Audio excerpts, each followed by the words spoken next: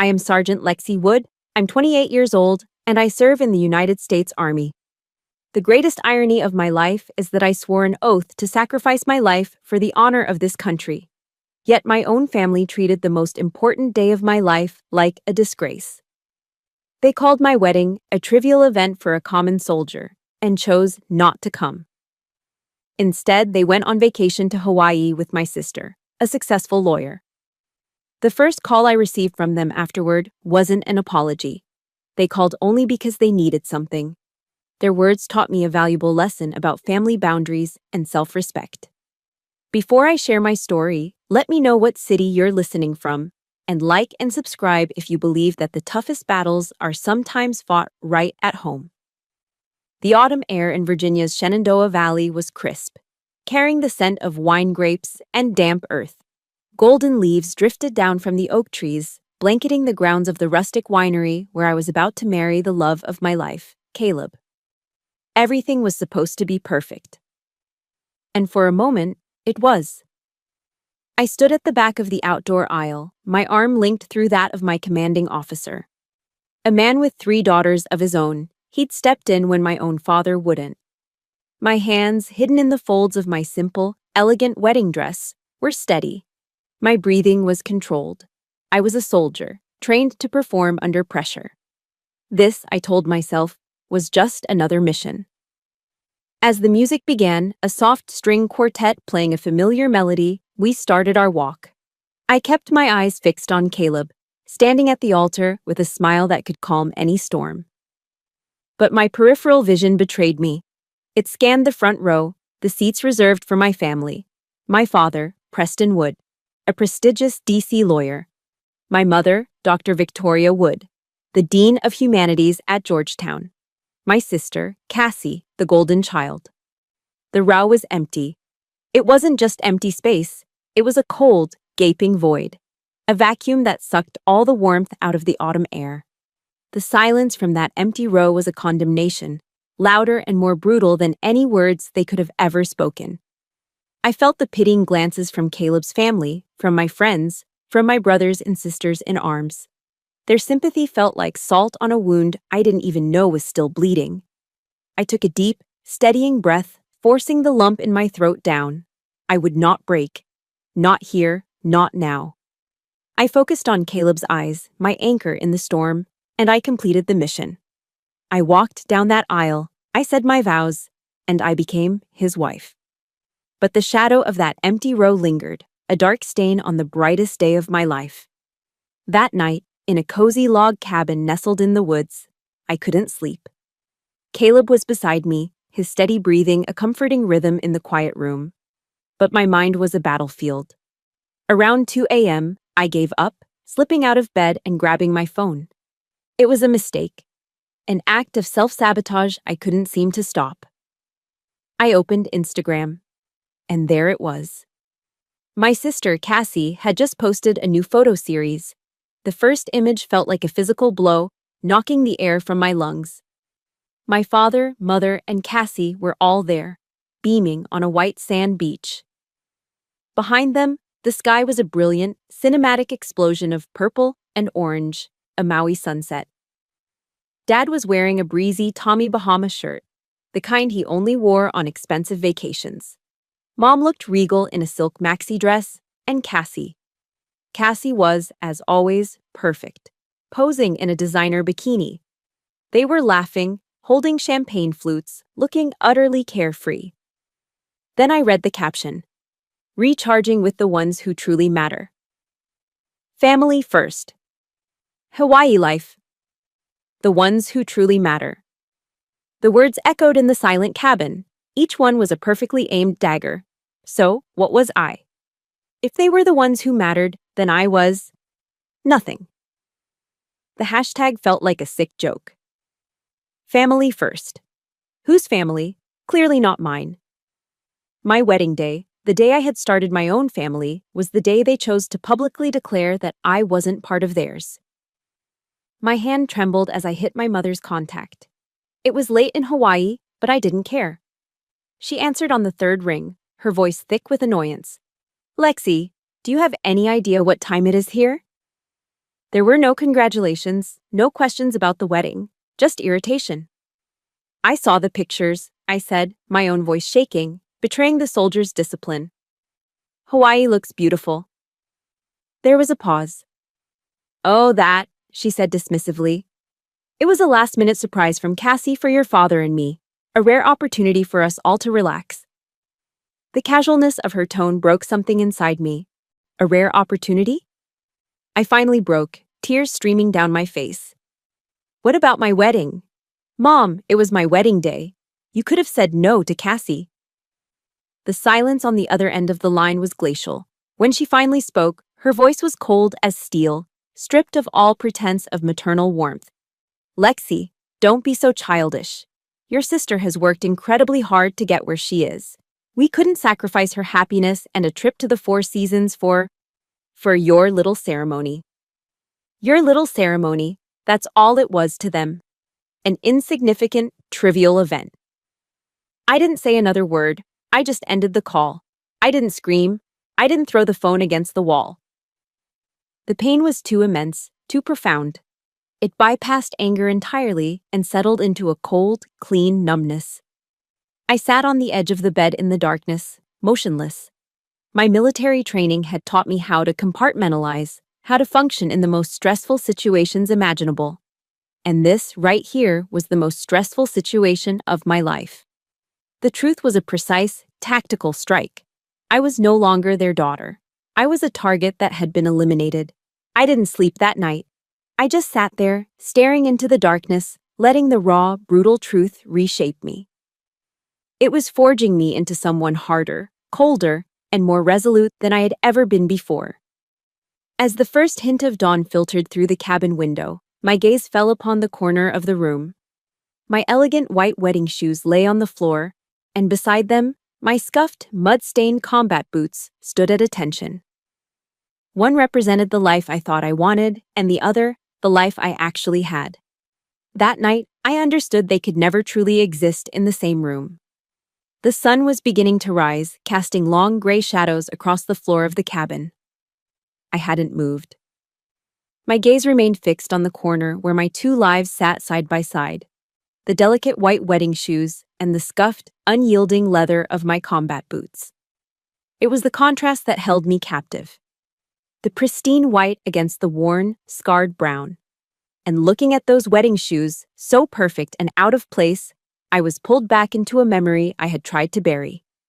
It was always about shoes, specifically my sister Cassie's shoes. Louboutins, Manolos, Jimmy Choos. I spent my entire childhood looking up at her, perched on pedestals of expensive leather, while I stood firmly on the ground, invisible. That ground was in Potomac, Maryland, in a sprawling brick colonial with white pillars and a lawn so perfectly manicured it looked like a green carpet. Our house wasn't a home, it was a showroom. A stage set for the grand performance of the Wood family. Every piece of furniture, every painting was chosen to impress.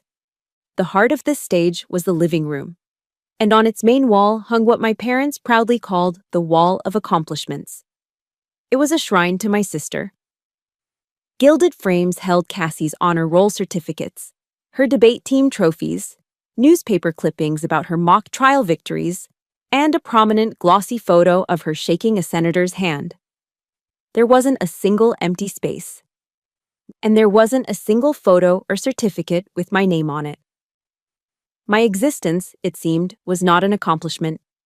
My sanctuary was the small, finished attic room, a world away from the curated perfection below. The walls weren't decorated with awards. They were covered in maps of the world, pushpins marking places of historical significance. I spent my hours there reading military history, from the Spartans to the conflicts in the Middle East. It was a world that fascinated me, a world my parents dismissed as my odd little hobby.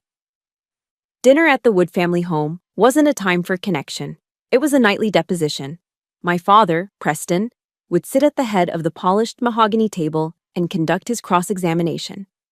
Cassie always went first, and she was always prepared. I got an A+ on my constitutional law midterm, she'd announce casually. Professor Albright said my analysis was on par with a 3L student. My father would beam, a rare, genuine smile. That's my girl. Tell me about your argument regarding the Commerce Clause. Then, the spotlight would reluctantly turn to me. And you, Lexi? What did you accomplish today? One evening, I felt a flicker of pride. I was voted captain of the varsity volleyball team. My father nodded slowly, taking a sip of his wine. Good for you. Sports build discipline, he said, the words a hollow, pre-written script. Then, without missing a beat, he turned back to my sister.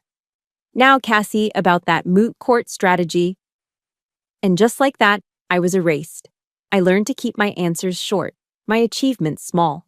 I learned that my world, a world of teamwork and physical grit, was simply not on the same level as Cassie's intellectual stage. I learned to be silent. The chasm between us became a canyon my senior year of high school. Cassie, in her final year at Georgetown, received her acceptance letter to Yale Law. It was the crown jewel for my parents' collection. They threw a lavish cocktail party at their country club, a catered affair with an open bar and a string quartet. The guest list was a who's who of DC's legal and academic elite. I remember standing in a corner, watching my parents glow as they accepted congratulations on their daughter's brilliant future. A few weeks later, it was my turn to graduate from high school. There was no party, no string quartet. My gift from them was a $100 check left on the kitchen counter with a sticky note attached. Congratulations, honey. Mom has an important faculty event. Can't miss it. We're proud of you. I celebrated my graduation with 3 of my closest friends at a local pizza joint. I didn't cry. I didn't feel angry. I just felt empty. A profound, hollow emptiness, as if I was a ghost in my own life story. But amidst those cold, echoing memories, there was one point of warmth. My grandfather. He passed away when I was 15, but his influence was the bedrock of my life. He was a Marine Corps veteran, a tough, quiet man who had fought at Iwo Jima. He didn't care about report cards or Ivy League prestige. He saw something else in me, a steadiness, a steel in my spine that others overlooked. The last time I saw him, he was frail, lying in a sterile hospital bed that seemed too small for his spirit. He grabbed my hand, his grip surprisingly strong. His voice was a rasp, a whisper that carried the weight of a lifetime. Lexi, he said, his eyes locking onto mine. Don't ever let anyone tell you a warrior's heart is a small thing. It's the most valuable thing you'll ever have. Those words became my true inheritance. They were my compass, my North Star. They were the reason that, a week after my lonely graduation party, I walked into a U.S. Army recruitment office in downtown Silver Spring. The air smelled of stale coffee and disinfectant. The sergeant on duty looked tired, but he listened. He didn't ask about my grades or my sister. He asked if I was ready to serve. I remember the feeling of the pen in my hand as I signed the enlistment papers. The cheap ballpoint felt heavier than any trophy. Each letter of my signature was a deliberate act of defiance. It was a final, silent answer to the years of being overlooked, to the wall of accomplishments where my name never appeared. It was my first true declaration of independence, a vow to build my own legacy of honor instead of waiting for one from them. That signature on my enlistment papers was a declaration of independence, but the road to freedom was paved with exhaustion and loneliness. The years that followed were a crucible. I remember the endless nights at AIT, Advanced Individual Training, at Fort Huachuca, Arizona. The desert air was thin and cold before dawn, the silence of the landscape broken only by the sharp commands of our instructors and the thud of our boots on the dusty ground. I was training to be an intelligence analyst, a job that required a different kind of toughness than I'd ever known. It demanded meticulous attention to detail, the ability to see patterns in chaos, and an unwavering mental fortitude. I pushed myself harder than anyone else, often studying while others slept, determined to prove that I belonged there. And in that world, I did. For the first time in my life, my value wasn't measured by my family's name or the prestige of my education. It was measured by my competence, my integrity, and my commitment to the soldier next to me. I earned my stripes. I was promoted quickly, becoming a respected sergeant. I had finally found a place where my skills mattered. but every phone call home was a painful reminder of the world I'd left behind. "I made Sergeant, Mom," I'd say, trying to keep the pride out of my voice. "Oh, that's nice, dear," she'd reply, her tone distant. "Did you know your sister just won a major case? It was featured in the New York Law Journal. Your father is so proud." My accomplishments were always just a stepping stone to talk about Cassie's. I was a footnote in the grand story of the Wood family. The distance between Arizona and Maryland wasn't just miles, it was entire galaxies of worth. Then, on a short leave, my galaxy shifted. I drove up to Fredericksburg, Virginia, a historic town with a vibrant art scene. I was wandering through their famous craft market, breathing in the smell of leather and handmade soap, when I saw his booth. It was filled with the most beautiful handcrafted wooden furniture, cutting boards with intricate inlays, smooth sculpted rocking chairs, and a magnificent walnut dining table that looked like a work of art. The man behind the table had sawdust in his hair and a smile that was as warm and genuine as the wood he worked with. His name was Caleb. His hands were calloused but gentle as he showed me the grain on a piece of cherry wood. He didn't ask me what I did for a living or where I went to school. He asked what kind of trees I liked. We talked for hours, leaning against his workbench. He spoke about his passion for carpentry, a skill passed down from his father. I found myself opening up in a way I never had, telling him about my work, my team, and the sense of purpose I'd found. When I mentioned I was a soldier, he didn't flinch or offer empty platitudes like, "Thank you for your service." Instead, he looked at me, his eyes filled with a quiet respect. "Wow," he said, his voice sincere. "You must be a very disciplined and trustworthy person." It was the simplest of compliments, yet it landed with more weight than any academic award my parents had ever praised. Our relationship bloomed from there, as naturally as a tree grows towards the sun. Caleb was everything my family was not. He was grounded, unpretentious, and valued character above all else. When I finally found the courage to tell him about the constant comparisons, the wall of accomplishments, the cold dismissiveness, he didn't try to defend them. He just listened, his expression growing more serious. When I finished, he took my hand and said, "I'm so sorry you had to go through that, Lexi. They have no idea what they're missing out on." With Caleb, I felt seen, truly seen, for the first time. He came to visit me at Fort Belvoir one afternoon. He wasn't intimidated by the uniformed guards or the strict protocols. He was just curious, asking questions about the different insignias on the soldiers we passed. We sat in the drab base cafeteria, and he asked about my work. As I tried to explain the complexities of intelligence analysis in simple terms, he listened with rapt attention. When I was done, he just shook his head in admiration. "I've never met anyone as strong as you," he said, his voice full of awe. "What you do every day, it really matters." Tears welled in my eyes. It really matters. That one sentence was the validation I had spent my entire life craving from my family, and here it was, offered so freely from a man with sawdust on his jeans. His love was the antidote I never knew I needed, which made the inevitable introduction to my family a guaranteed disaster. We met at a high-end steakhouse in D.C., the kind with white tablecloths and waiters who call you sir and ma'am. The air was thick with the scent of money and power. My father, Preston, didn't even pretend to be interested. He immediately launched his interrogation. "So, Caleb," he began, swirling the wine in his glass, "what's your educational background?" Caleb met his gaze without flinching. "I learned the trade from my father, sir. I built my business from the ground up." My father just smirked, a small cruel twist of his lips. Then my mother, Victoria, chimed in, her voice dripping with condescension. "And does that sort of manual labor pay the bills?" Caleb's calm never wavered. "It's enough to live an honest and happy life, ma'am," he replied with a quiet dignity that was lost on them. For the rest of the meal, they directed all their conversation to Cassie, who had come down from New York. They talked about her firm, her new Manhattan apartment, and a charity gala they were planning.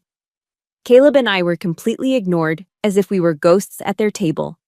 The anger simmering inside me was so hot I could barely eat. As we left the restaurant and stepped into the cool night air, Caleb took my hand. "It's okay," he said softly, seeing the storm in my eyes.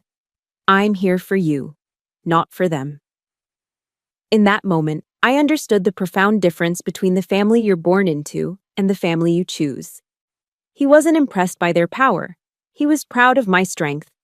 It's an incredible feeling when someone sees the real you, past all the noise and expectation. We all deserve someone who sees our true worth. If you have a Caleb in your life, a partner, a friend, a mentor who truly gets you, press that like button and let me know by commenting with a single heart emoji below. His unwavering support gave me a courage I didn't know I had. I remembered something our Army chaplain once said during a service. Faith isn't the absence of fear, it's taking action in the face of it. I looked at Caleb, my rock, my ally, and a new resolve hardened within me. We were going to get married, and they were going to know. I pulled out my phone, my thumb hovering over my mother's name. My hand was perfectly steady. It's time to tell them. My hand was steady as I tapped my mother's name on the screen. It was a Saturday afternoon, and I'd timed the video call perfectly to catch them all at home, relaxed. Caleb sat beside me on our small sofa, his presence a silent source of strength. A fragile hope flickered within me. Maybe this time, it would be different. Maybe the joy of an engagement would be enough to bridge the gap. Their faces popped up on my phone screen, a triptych of polite indifference. My mother, Victoria, in her home office at Georgetown, framed by shelves of leather-bound books. My father, Preston, in his favorite armchair, the Wall Street Journal folded neatly on his lap. And Cassie, looking effortlessly chic even through a screen. "Lexi, dear," my mother began, her smile not quite reaching her eyes. "What a surprise!" "Hi, everyone," I said, trying to sound cheerful. "Caleb and I have some exciting news we wanted to share."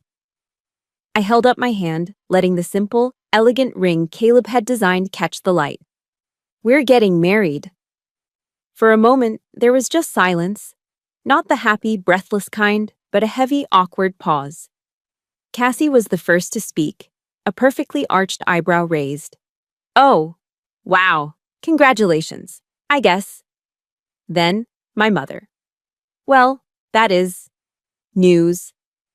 I ignored the lukewarm reception and pressed on, my hope already beginning to fray.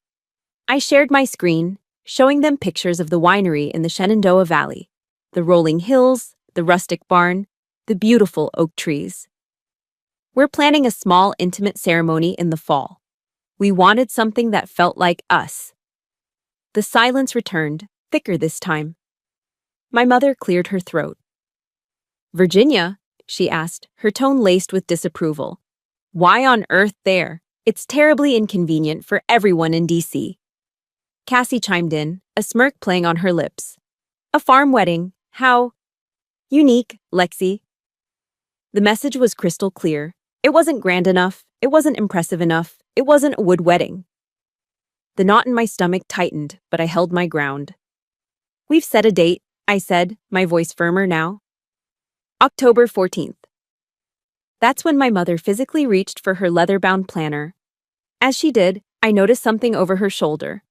On a large whiteboard behind her desk, written in bright, cheerful marker, was a detailed itinerary under the heading, Maui Family Getaway. My blood ran cold.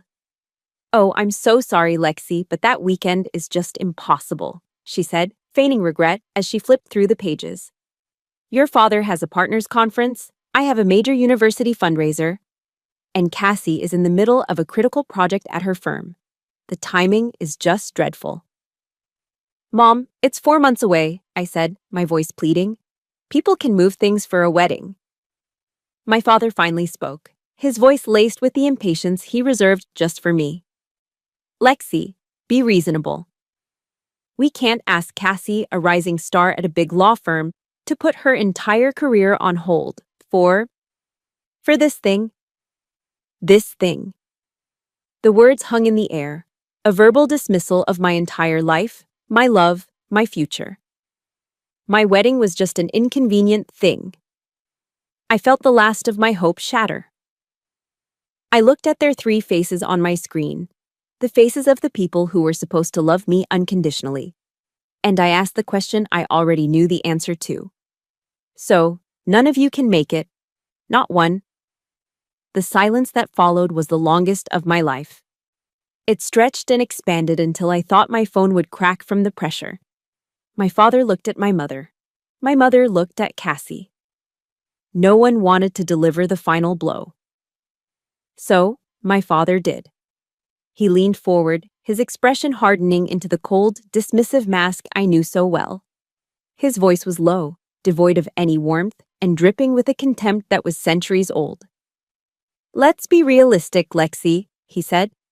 "It's a trivial event for a common soldier. Our lives and Cassie's career simply have more important priorities." The screen in front of me seemed to fracture into a million pieces. Common soldier, he'd finally said it. The words he had been thinking my entire life, the brand he had seared onto my soul, were now out in the open. It wasn't a rejection, it was an execution. A formal declaration that my worth, in their eyes, was zero. Something inside me shifted. The pain was so sharp, so absolute, that it broke through the other side into a terrifying calm. I wasn't a daughter anymore. I was a soldier in a combat zone, and my emotions were a liability. I remembered a line from survival training. When you're trapped, don't waste energy trying to move the obstacle. Find a new path. My path was suddenly, brutally clear. I looked straight into the camera, meeting the gaze of the three people who had wounded me more than any enemy ever could. I didn't raise my voice. I didn't cry. I kept my tone perfectly level, a flat line of emotion. "I understand," I said. "I understand your priorities perfectly." And then I ended the call. I sat there, my phone dark in my hand, the silence of our small apartment rushing in to fill the void. I didn't move for a long time. Caleb came over and wrapped his arms around me from behind, resting his chin on my shoulder. He didn't say anything. He just held me. I leaned back into his warmth, the only warmth I had ever truly known. I didn't shed a tear. I just whispered, the words barely audible. "They're not coming." He held me tighter. Then I straightened up, pulling away gently. I looked at him, and the broken-hearted girl was gone. In her place was a sergeant. My eyes were hard, my jaw set. "And I don't need them," I said, my voice filled with a cold, clear certainty. "This wedding is happening, with or without them." I walked over to the small desk in the corner of our living room.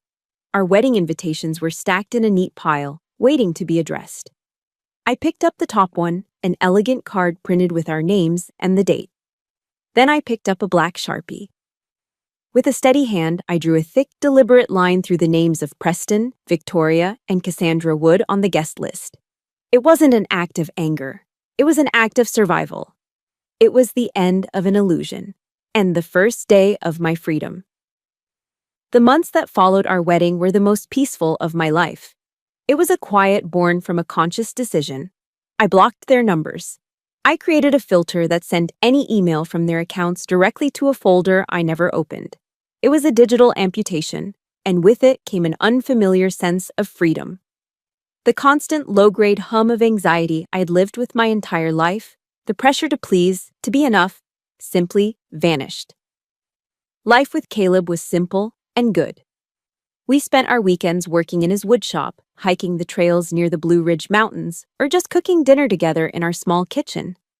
I poured my energy into my work at Fort Belvoir, earning a commendation from my commanding officer for a detailed intelligence brief I'd prepared. I was building a life on my own terms, a life based on the values my grandfather had instilled in me: honor, integrity, and hard work. The silence from the Wood family was a balm, and I foolishly allowed myself to believe that they had finally, truly, let me go. I was wrong. The storm broke on a Tuesday morning. It started with a single voicemail. My phone buzzed, displaying a number I didn't recognize. I let it ring out. The notification popped up. New voicemail. I pressed play and my blood ran cold. It was my father. But it wasn't the booming, arrogant voice of Preston Wood, K Street lawyer. This voice was thin, strained and trembling with a raw panic I had never heard before. Lexi, Lexi, call me back the second you get this. It's an emergency. Click. An hour later, another one. Lexi, please, I need to talk to you. It's about the Scottsdale investment.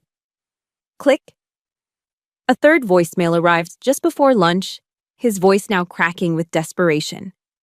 For God's sake, Lexi, pick up the phone. A knot of dread tightened in my stomach. The Scottsdale investment. It was a high-end resort development project in Arizona he'd roped me into a few years back. I had been hesitant, but he'd been so convincing. It's just a formality, honey, he had said, sliding the papers across his mahogany desk. With your military record, the bank will approve the loan in a heartbeat. It makes the whole portfolio look more stable. He had used the very career he despised as a tool for his own gain. When the fourth call came, I answered. I put the phone on speaker, and Caleb, hearing the tension in the air, came and stood behind me, placing a steadying hand on my shoulder. Lexi, finally, my father gasped, sounding breathless. What's wrong, Dad? I asked, my voice calm. It's the Scottsdale deal. It's collapsed, Lexi. The whole thing went under. The bank is calling the loan. They're going to sue us. Us. The word struck me. He so rarely used that word when it came to me. It was always me and your mother, or the family. Us was reserved for times of crisis, a verbal rope to pull me back into his orbit. Initially, he tried to spin a web of excuses. It was the volatile housing market, a dishonest business partner, unforeseen construction delays. But I wasn't the naive girl from his living room anymore. I was a trained intelligence analyst. When was the last payment made on the loan? I asked, my tone even. I don't have the exact date in front of me. And what was the reason for the cash flow problem? The market has been stable in that sector for the last 6 months. He stammered, caught off guard by my direct, analytical questions. He was used to my silence, not my scrutiny. Pinned into a corner, the dam of his lies finally broke, and a torrent of brazen truth came flooding out. All right, fine, he snapped, his panic turning to anger. There was a temporary cash flow issue, the Hawaii trip. It was more expensive than we anticipated, and I just helped Cassie with the down payment on her new penthouse in Manhattan. I thought I could move some things around, that the market would bounce back before the next payment was due. I was speechless. The air left my lungs in a silent gasp. He had taken the money that was supposed to secure a loan with my name on it, and used it to fund the very vacation they chose over my wedding, and to buy a luxury apartment for the sister they always chose over me. He had gambled with my financial future to reward his golden child, and now that the bet had failed, he was calling me to clean up his mess. But the worst was yet to come. The peak of his audacity was still to be scaled. Lexi, I need your help, he said, his voice dropping to a conspiratorial whisper. You're a soldier. You have a stable income, steady savings. You're not frivolous with your money. I could almost hear the gears turning in his head as he reframed the daughter he once called a common soldier into a responsible financial asset. I need you to wire me $40,000 immediately. It's just to retain the lawyers, to stop the bleeding. I couldn't believe what I was hearing. It was so outrageously hypocritical, so breathtakingly arrogant, that it transcended anger and became almost darkly comedic. The man who had dismissed my life as trivial was now begging for my help, praising the very discipline and stability that my common soldier career had provided. I remembered a core principle from my training: never act on emotion. Gather all available intelligence first. There was a long pause on the line. I let him stew in it, his ragged breathing the only sound. Finally, I spoke. My voice was as cold and flat as a steel plate. There was no anger, no pain, just the clipped precision of an analyst stating a fact. I will need to see all of the paperwork, Father, every loan document, every bank statement, every email correspondence related to this investment. Lexi, there's no time for that. The bank is... I will call you back, I interrupted, my voice leaving no room for argument, after I have had a chance to review all of the information. I hung up the phone before he could say another word. My hand, when I placed it on the table, was perfectly steady. The shock had passed. The hurt was a distant echo. What remained was a cold, hard resolve. I was no longer the target. I was the mission commander. I looked up at Caleb, who was watching me with a mixture of anger and awe. "Can you help me find a good lawyer?" I asked. "A really good one. I need to prepare." That night, our living room transformed into a tactical operations center. My father, true to his word, had his assistant email over a mountain of password-protected PDF files containing the investment records. I retrieved the old metal lockbox from the back of my closet, my personal Pandora's box, containing my original copies of the documents he'd had me sign years ago. Caleb helped me spread everything across the hardwood floor. Under the warm glow of our reading lamp, the stacks of paper, loan agreements, partnership contracts, bank statements, looked like the blueprints of a battlefield. To anyone else, it was a chaotic mess of financial jargon. To me, it was a grid map, and I was looking for the enemy's position. Caleb sat quietly on the sofa, a silent sentinel. He kept my coffee mug full and warm, his presence a comforting weight in the room. He didn't offer advice or try to interfere. He just trusted me. That trust was the armor I needed for the battle ahead. I was no longer the wounded daughter. I was Sergeant Wood on a critical mission, and this was my intelligence-gathering phase. I remembered a quote from Sun Tzu's The Art of War, a book we'd studied at the academy. "Know your enemy and know yourself, and you will not be imperiled in 100 battles." Tonight, I was getting to know my enemy. With the focus of an analyst sifting through raw data, I began my work. I cross-referenced dates, highlighted figures, and made notes in the margins. For hours, I traced the flow of money, creating a timeline. The story that emerged from the numbers was colder and more calculated than I could have ever imagined. With the help of an old army buddy who now worked as a forensic accountant, I got access to the detailed, unredacted loan statements. The picture became brutally clear. The mortgage payments hadn't just been late, they had stopped completely 4 months prior. The date of the last successful payment was May 15th. I pulled up my father's credit card statements, which he had foolishly included in the document dump. The charge for a family vacation package to the Four Seasons Resort in Maui for $25,000 was dated May 17th. 2 days. He had made the final payment to keep the loan from defaulting, and then just 2 days later, he had consciously decided to spend the next month's payment, and much more, on a luxury vacation with his favored child, fully aware that it would push the investment and my name into delinquency. It wasn't a mistake. It wasn't a cash flow problem. It was a choice. He had deliberately sacrificed my financial security for their pleasure. The pain of that discovery was a sharp, physical blow. But I didn't have time for pain. I pushed it down, converting it into cold, hard fuel. I kept digging. And then I found it. The secret weapon. It was buried deep in a chain of old emails between my father and his business partner. My father had forwarded the entire thread, too panicked to edit it. In an email dated a week before I signed the papers, his partner expressed concern about taking on such a large loan. My father's reply made the hair on my arms stand up. He wrote, "Don't worry, my daughter in the Army is co-signing. She's very compliant and won't ask too many questions. Consider her our safe bet." Compliant. A safe bet. I read the words over and over. He hadn't just taken advantage of my trust. He had planned it from the beginning. He had profiled me, assessed my loyalty as a weakness, and used it as a selling point to his partner. I wasn't his daughter in that email. I was a pawn, a tool, a simple-minded asset to be leveraged. That email, combined with the bank statements, was everything. It was incontrovertible proof of premeditated manipulation. Caleb must have seen the look on my face. "What is it, Lexi?" he asked softly. I couldn't speak. I just turned the laptop screen towards him. He read the email, and a low growl rumbled in his chest. He stood up and wrapped his arms around me. "Whatever you decide to do," he whispered into my hair, "I'm with you. But you owe them nothing. You hear me?" Nothing. The next morning, we drove to Richmond to meet with a civil litigation attorney Caleb's friend had recommended. Her name was Ms. Eleanor Vance, a sharp, no-nonsense woman in her 50s with eyes that seemed to see right through you.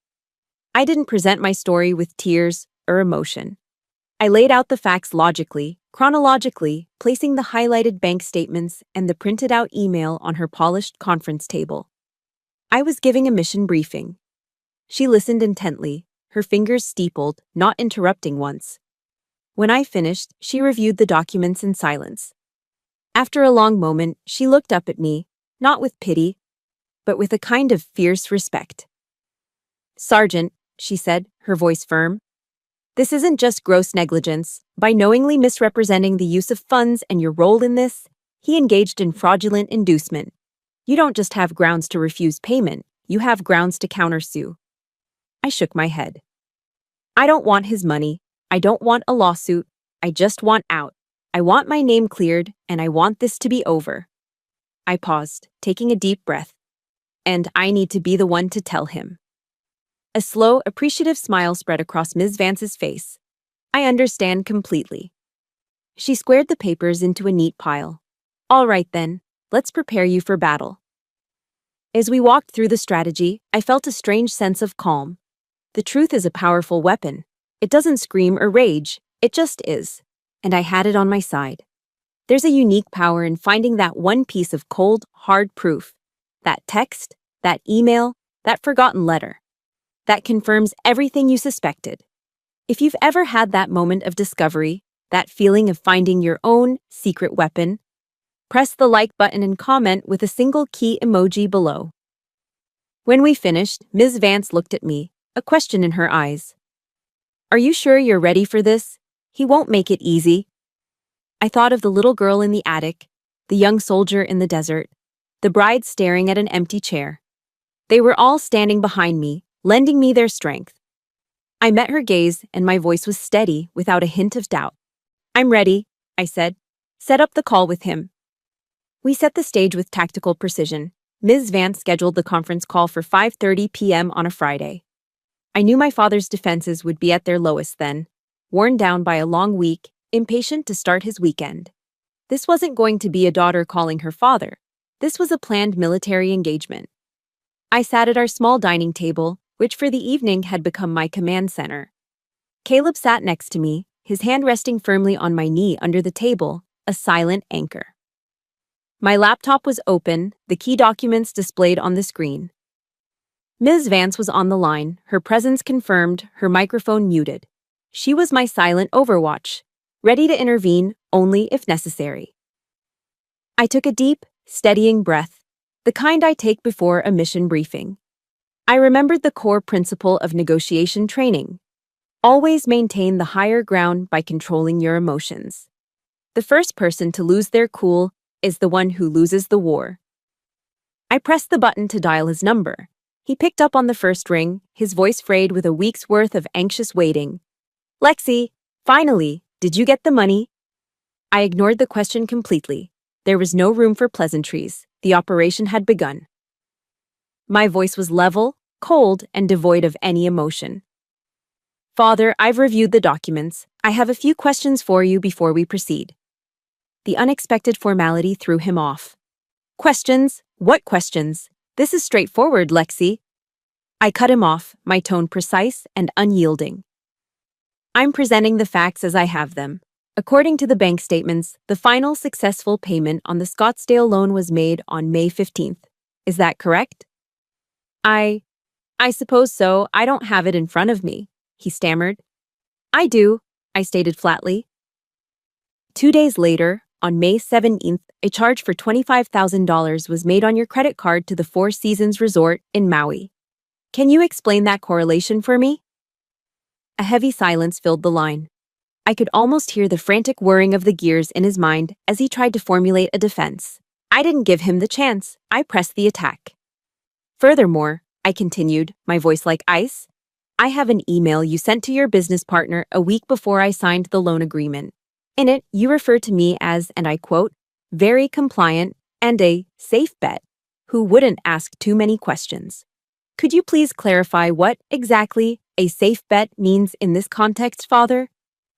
The dam broke. His carefully constructed facade of a powerful, in-control lawyer crumbled into dust. He began to sputter, a flurry of denials and deflections. That's taken out of context. How dare you access my private correspondence? What are you accusing me of? I am not accusing you of anything, I replied, my voice dangerously calm. I am presenting the data. The data shows that you intentionally defaulted on a loan that I co-signed to pay for a vacation, after you had already identified me as an easy target for manipulation. His panic morphed into pure rage. It was the last defense of a man who had been cornered by the truth. Who do you think you are, talking to me like this? He roared into the phone. I am your father. I don't have time for these games. I need $40,000, and as my daughter, it is your responsibility to help this family. That was the moment. The trigger word, responsibility. A small, mirthless smirk touched my lips. It was a cold, sharp feeling. Family responsibility? I asked, letting the question hang in the air for a beat. That's an interesting choice of words. I leaned forward, my voice dropping but losing none of its intensity. When I needed my family at my wedding, I was told it was, and I believe the exact words were, a trivial event for a common soldier. I was told that your lives had more important priorities. I paused, letting my words sink in, twisting the knife he himself had sharpened. I could hear his ragged breathing on the other end of the line. He was losing control. He knew he was losing. He made one last desperate attempt, resorting to the only weapon he had left, emotional blackmail. What are you doing, Lexi? He pleaded, his voice suddenly pathetic. Are you really going to destroy this family over some childish grudge? Your mother will be devastated by this. She'll be so disappointed in you. But his threats were hollow now. They couldn't hurt me anymore. I had the truth, and the truth was my shield. The little girl who craved his approval was gone. In her place was a woman who was about to define her own terms. Well then, I said, my voice as final as a judge's gavel. I suppose this is a trivial matter for me now too. I've decided that your financial crisis, which you created, is not my priority. Lexi, don't you dare. I will not be sending you one single cent, I declared, cutting him off for the last time. My attorney, Ms. Vance, who has been listening to this entire conversation, will be in contact with the bank to begin the process of having my name legally removed from this fraudulent loan. Good luck with your priorities, father.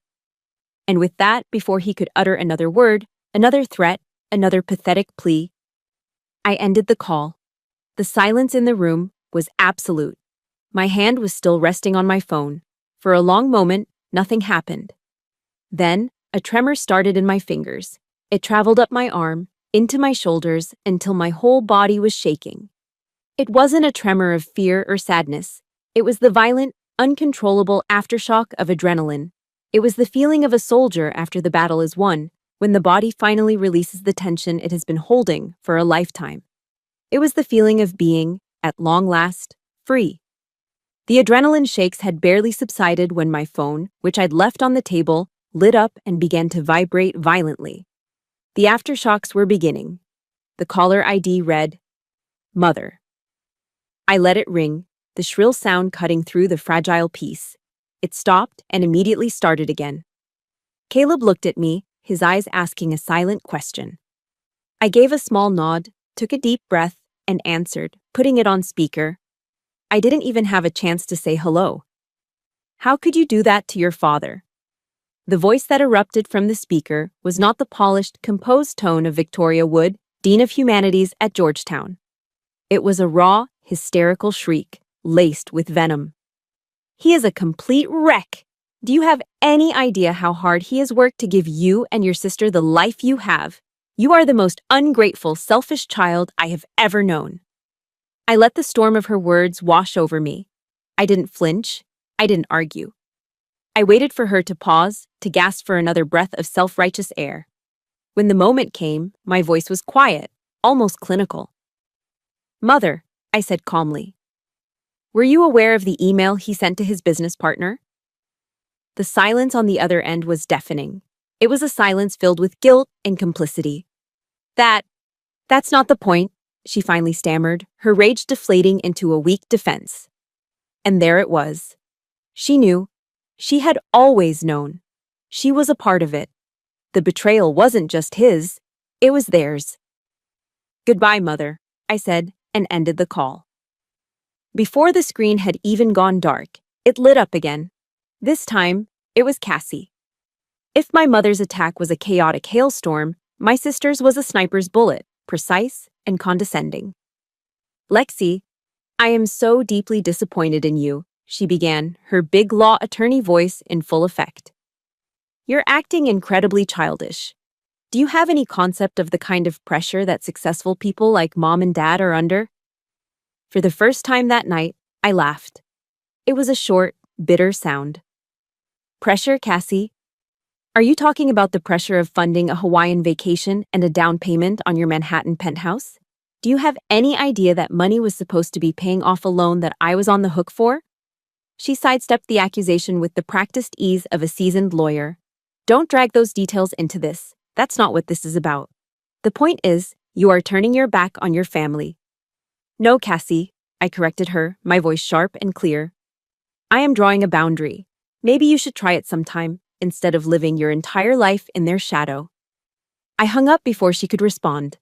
The weight of it all was beginning to press down on me, a deep, bone-weary exhaustion. But the hurricane was far from over. Over the next few days, the full force of their propaganda machine was unleashed. My phone became a weapon used against me, buzzing relentlessly with text messages from aunts, uncles, and cousins I hadn't spoken to in years. It was clear my parents had been busy, spinning a carefully crafted narrative. In their version, I was the villain. Lexi, the stubborn, unfeeling soldier who had become bitter and was now cruelly abandoning her loving parents in their time of need. A text from my Aunt Carol read, "Family is supposed to be there for each other in hard times, honey. Don't let your anger blind you to what's important." Another, from a cousin in California, "Heard about what's going on. Just remember everything they've done for you." Each message was a small paper cut designed to make me bleed guilt. A few years ago, it would have worked. I would have been crushed by their disapproval. But now, as I read the words, I felt something different. It was a deep, profound sadness, but it wasn't the sharp sting of personal pain. I was sad for them. Sad that they were all trapped in this toxic system, rushing to defend the very people who enforced the rules of a game I was no longer willing to play. Through it all, Caleb was my rock. He sat with me on the couch, reading every single message, his jaw tightening with each one. He didn't tell me to ignore them. He just absorbed the blows with me. He was my fortress. And in a fortress, sometimes reinforcements arrive from the most unexpected places. My phone rang one evening, an unknown number. I almost ignored it, but something made me answer. "Lexi, it's your cousin, Mark." Mark. We hadn't spoken in probably a decade. He was the family black sheep, the one who'd dropped out of college to become a musician. "I heard what happened," he said, his voice quiet. "And I just wanted to call and say, don't listen to any of them. You did the right thing. It's about damn time someone stood up to them." Tears pricked my eyes. To be seen, to be understood, by someone from inside the system. It was a gift. The final call came the next day, at my desk at Fort Belvoir. It was my commanding officer, the same man who had walked me down the aisle. "Sergeant Wood," he said, his voice warm but professional. "I heard you're dealing with a difficult family matter. I'm not calling to pry. I'm calling to tell you that what you did took courage and integrity. The Army is proud of you." His words landed like a bomb on a burn. Honor, integrity, courage. The very values my family had never understood were the ones that my chosen family was now celebrating. His validation, my cousin's validation, Caleb's unwavering support. That was the only approval I needed. I realized then what Eleanor Roosevelt meant when she said, "No one can make you feel inferior without your consent." I had finally withdrawn my consent. That night, my phone was still buzzing intermittently on the nightstand. a constant, low-level harassment from a world I no longer belonged to. I picked it up, looking at the screen full of their names. I didn't feel anger anymore. I didn't feel much of anything. I just felt done. With a steady hand, I pressed and held the power button. The screen flickered, asking for confirmation. I swiped right.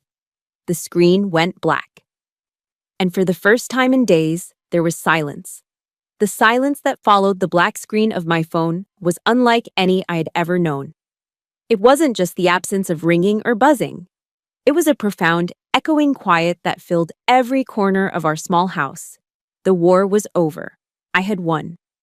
But there was no victory parade, no feeling of triumph.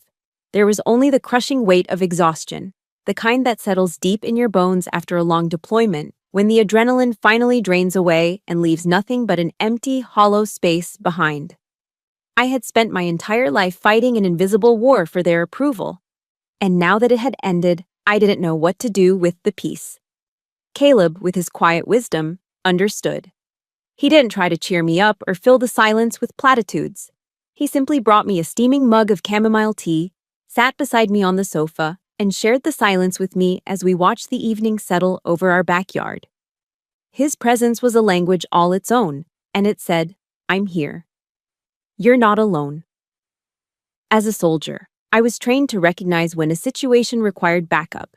You don't charge into an ambush alone, and you don't navigate the minefield of trauma without a guide. I knew this was a battle I couldn't win by myself. The Army teaches you to be tough, but it also provides resources for the wounds you can't see. The next week, I made a call to Military OneSource and scheduled an appointment with a psychologist. In the safety of that quiet, sterile office, surrounded by bland landscape paintings and the soft hum of an air conditioner, I finally allowed myself to break. For the first time, I didn't hold it in. I didn't swallow my tears. I wept. I wept for the little girl in the attic, who thought her love for maps and history was weird. I wept for the teenager who celebrated her high school graduation with pizza because her parents were at a more important party. I wept for the bride who stood before her husband with an empty front row where her family should have been. My therapist, a kind, steady woman named Dr. Anya Sharma, listened without judgment. She helped me understand that my profound sadness wasn't a sign of weakness or regret for the choice I'd made. It was grief. "You're mourning a profound loss, Lexi," she explained gently. "It's not the loss of the family you had. It's the loss of the family you should have had. You are grieving an idea, an ideal, and that is one of the deepest griefs a person can carry." She introduced me to the work of Brené Brown, a researcher I'd heard of but never studied. I watched her talks on vulnerability, courage, and shame. The idea of daring greatly, of having the courage to show up and be seen even when there are no guarantees, it resonated with the core of my being. I realized that drawing that final boundary with my family wasn't an act of anger. It was my ultimate act of courage. During one session, Dr. Sharma suggested an exercise: write a letter to my father, mother, and sister. A letter I would never send. That evening, I sat at my kitchen table and I wrote. I filled pages, my pen flying across the paper. I wrote about the sting of being called a common soldier, the public humiliation of their Hawaii vacation, the cold, calculated betrayal of the Scottsdale investment. I poured every ounce of pain, rage, and confusion onto the pages. But as I wrote, something shifted inside me. The fiery anger began to cool, replaced by something unexpected, a sad, distant pity. I saw them not as monstrous villains, but as deeply flawed people trapped in a golden cage of their own making. A cage built from status, appearances, and the fear of ever being seen as ordinary. They would never know the unconditional love of a chosen family, the quiet honor of service, or the simple joy of a life lived authentically. They were the ones who were truly impoverished. When I finished writing, I took the stack of papers out to the small fire pit in our backyard. Under a canopy of stars, I lit a match. I watched as the flames licked at the edges of the paper, curling the words of my pain into blackened ash. The fire consumed the insults, the neglect, the betrayals. It was a funeral for the life I had left behind.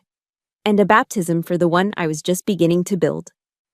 In the following months, Caleb and I consciously cultivated our chosen family. Our house, once a quiet refuge, became a hub of warmth and laughter. We hosted weekend barbecues, the air filled with the smell of grilled burgers and the sound of Caleb's classic rock playlist. My closest friends from the base would come, their kids running around the yard with Caleb's friends from his woodworking guild. There were no pretenses, no judgments, no discussions of Ivy League schools or K Street law firms. We talked about our lives, our struggles, our small victories. One Saturday afternoon, surrounded by these wonderful, genuine people, my friend Sergeant Miller, a tough-as-nails woman I'd served with, raised her beer bottle. "A toast," she said, her voice clear and strong. "To Lexi Wood, who taught us all that the greatest courage isn't always shown on the battlefield." Looking at the smiling, supportive faces around me, I finally understood. I had never been truly alone. I had a family. A real one. Built not on blood or obligation, but on mutual respect, shared values, and unconditional love. A few weeks later, a wave of dizziness washed over me at my desk. I chalked it up to exhaustion, but it happened again the next day. A small, persistent thought began to form in the back of my mind. That evening, my hands trembling slightly, I took a home pregnancy test into the bathroom. I set it on the counter, my heart pounding against my ribs as I waited for the result. When the second pink line appeared, faint but unmistakable, I stared at it, my breath caught in my throat. It was the future. An entirely new chapter, arriving unannounced, ready to be written. 2 years passed after the confrontation. 2 years of quiet, steady, intentional peace. The silence that had once felt like a hollow void was now filled with the rich, warm sounds of a life being built. The scene is our backyard in Fredericksburg on a warm Saturday in late summer. I'm not in uniform anymore. I'm wearing a simple blue sundress, the fabric soft against my skin. In my arms, I'm holding a little girl with a mess of dark hair and eyes that hold a fierce, determined spark. My daughter, Willow. She is just over a year old, and she is the center of my universe. The air smells of freshly cut grass and grilling hamburgers. Caleb is at the barbecue, a faded band t-shirt on, humming along to some classic rock station on the radio. The sound of our friends' laughter echoes from the patio, a joyful noise that has become the soundtrack to our new life. This is it. This is the picture of the peace I fought for. Not a grand, dramatic victory, but something quiet, something real. There is no performance, no pressure to impress, just the simple, profound joy of being surrounded by genuine love. My relationship with the Wood family, as I now thought of them, had changed. It hadn't magically healed, but it had shifted into something new, something fragile and uncertain. After a long silent year, my mother had called. It was the day after I told her I was pregnant. The voice on the other end of the line was different, stripped of its usual academic authority. For the first time, I heard a vulnerability in it, a crack in the polished veneer. They came to visit after Willow was born. There was no grand apology, no tearful reconciliation. The wounds were too deep for that. But their actions spoke in a language their words never could. They arrived with gifts that were thoughtfully chosen, not just expensive, a handmade wooden rocking horse Caleb had admired, a first-edition copy of Goodnight Moon. During their visit, I watched my mother, Victoria, a woman who once treated a speck of dust like a personal insult, get down on her hands and knees on the living room floor to play with Willow, her laughter soft and unfamiliar.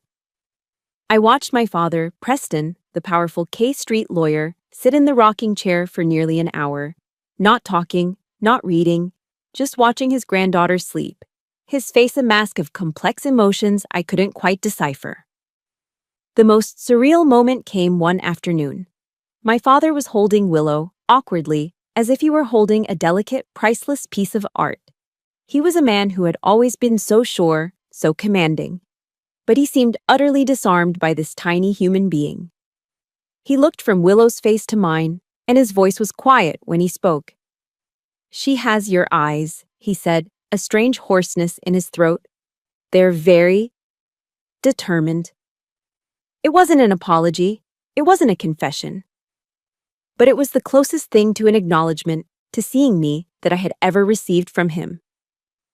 It was a single crack of light in a lifetime of shadows. A fragile truce had been called. I didn't know if it would last, but for the sake of the little girl in his arms, I was willing to let it exist. The true moment of healing, however, didn't come from them. It came from within me. One quiet Tuesday afternoon, it was just Willow and me in the house. She was taking wobbly, triumphant steps across the living room, a look of intense concentration on her face. Then, as toddlers do, her feet got tangled and she tumbled onto the soft rug. It wasn't a bad fall, but it was a shock. Her face crumpled and a heartbreaking wail filled the room. Without a second thought, I scooped her up, pulling her tight against my chest. I rocked her gently, stroking her soft hair. "Oh, my sweet girl," I whispered into her ear, my voice thick with an emotion that surprised me. "It's okay, baby. Mommy's here. You're safe. I love you so much." And then, it hit me. The words I was speaking, the comfort I was giving so instinctively, they were the exact words I'd spent a lifetime starving to hear. The unconditional reassurance, the promise of safety, the simple, powerful declaration of love. Tears began to stream down my face, but they weren't tears of sadness. They were tears of release, of a profound, soul-deep healing. In that moment, comforting my daughter, I was also comforting the little girl inside of me who had cried alone in her attic. By becoming a different kind of mother, I was mending my own broken pieces. I was breaking the cycle. The legacy of coldness, of conditional value, of emotional neglect. It stopped here. With me, my legacy, the one I would pass on, would be one of unconditional love. The story ends here, in this quiet, peaceful place. I'm in Willow's nursery, the room painted a soft sage green. The moonlight streams through the window, casting a gentle glow on her crib. She's sleeping soundly, her tiny chest rising and falling in a steady, peaceful rhythm. I watch her, my heart so full it feels like it might burst. They once called me a common soldier, and maybe, in a way, they were right. I didn't fight in a famous, glorified war. I fought in the quiet, brutal trenches of a broken heart. I fought for the right to define my own worth, and I won. My life is no longer a battle for their approval. My legacy is not the Wood family name or the achievements they value. My legacy is this sleeping child. It's the peace in this house. It's the love that I have built from the ashes of my past. Out of the night that covers me, black as the pit from pole to pole, I thank whatever gods may be for my unconquerable soul. I am the master of my fate. I am the captain of my soul. And finally, after all the storms, I have found my way home. Thank you for walking this path with me. My story is a testament to the fact that our past does not have to define our future. It's about breaking cycles and forging our own legacy of strength and love. Now, I'd love to hear from you. In the comments below, share one word that defines the legacy you are building for yourself. Whether it's kindness, courage, or peace, let's fill this space with inspiration. If my journey resonated with you, please consider liking this story and subscribing to the channel. Your support helps us share more stories of resilience, creating a community where we can all feel seen and heard. Thank you for listening.